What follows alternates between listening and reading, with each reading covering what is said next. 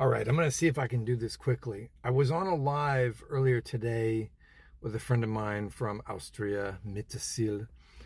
His name is Bernie Aird, and another lady named Chava. And the question was asked, why did the Beatles break up? And I've covered this in another couple of videos. One of my most popular videos is a graphic video that I made of the Beatles song, Your Mother Should Know.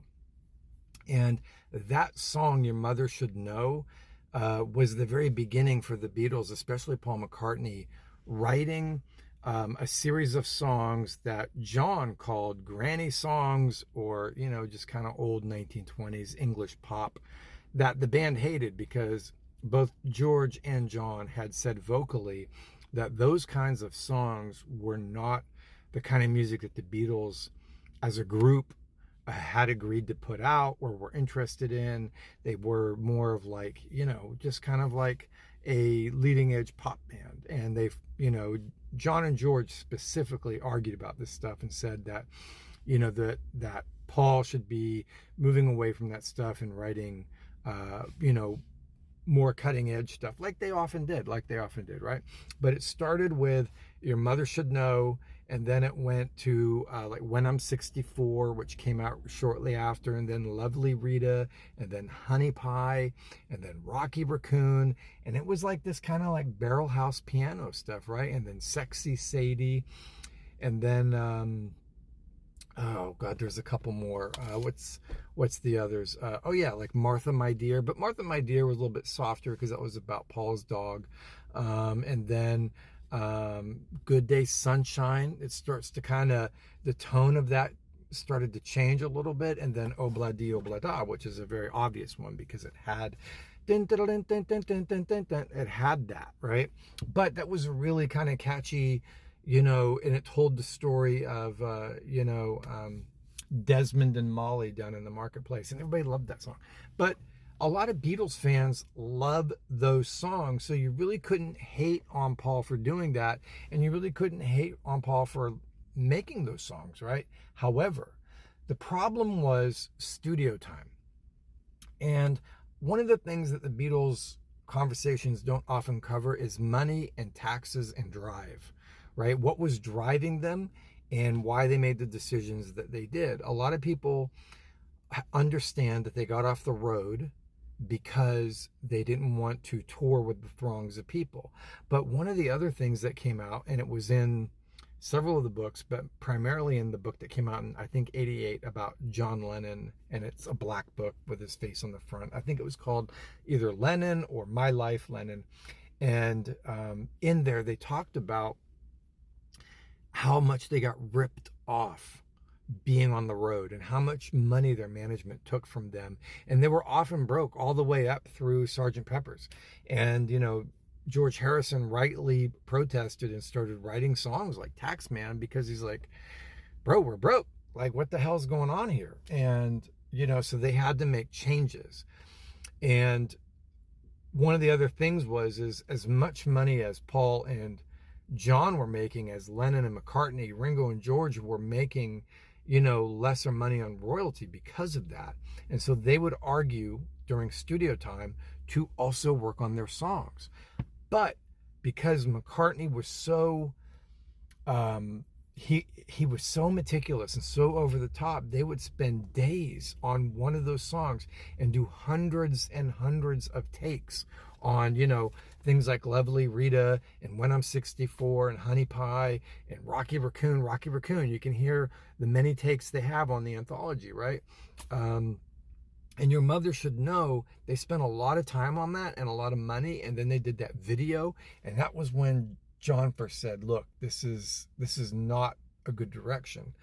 But Maxwell's Silver Hammer was what sealed the deal. And in my opinion, if you read all the material and you listen to Peter Asher and you put it all together, some people ask, did Yoko Ono break up the Beatles, or was it something else? And Ringo and George specifically, and John, that's why he wrote things like, How Do You Sleep and things like that, were so upset that McCartney monopolized all the studio time for his music. And you can see it in that Get Back documentary that they never get to George's songs, they never get to Ringo's songs, and they barely even get to John's songs. So there's a story, and it's documented in detail, that they get to, I think it was take 87 of Maxwell's Silver Hammer. And Paul McCartney is telling them that no, we got to keep going, it's not quite there. And George is getting mad and says, look, and they have a meeting over breakfast, and he says, things like Maxwell's Silver Hammer is okay, but we only want to spend so much time on it. And McCartney had agreed to cut back, but then he didn't, because he was obsessive or autistic or narcissistic, not in the modern TikTok version of narcissism that you hear, but in the way that he was back then. And he stayed on track, and he wouldn't stop obsessing about Maxwell's Silver Hammer. So they get to take 84, 85, 86, and George is livid. And then he calls in and he says, I'm not coming into rehearsal. They get past that, they get him in there, and McCartney starts in again with Maxwell's Silver Hammer. And then Harrison goes, that's it, I'm out. And it was that moment when George left that the Beatles actually ended, because they never came back. They never got back into the studio after that, apparently, and that was it. Now, they did some stuff in post-production together for the album, but that was it.